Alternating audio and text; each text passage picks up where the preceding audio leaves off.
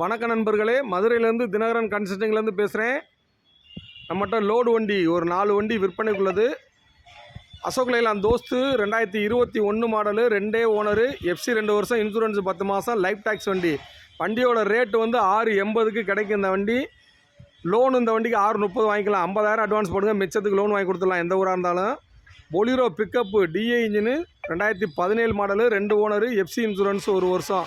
இந்த வண்டி ரேட்டு 6 ரூபாய்க்கு கொடுத்துடலாம். லோனு 550 கிடைக்கும். இந்த வண்டிக்கு 50,000 அட்வான்ஸ் போடுங்க, லோன் வாங்கி கொடுத்துடலாம். சென்சார் இல்லாத வண்டி, வண்டி தெளிவான வண்டி, அடிப்படாமல் சுத்தமாக இருக்கும். டிஏ இன்ஜினு.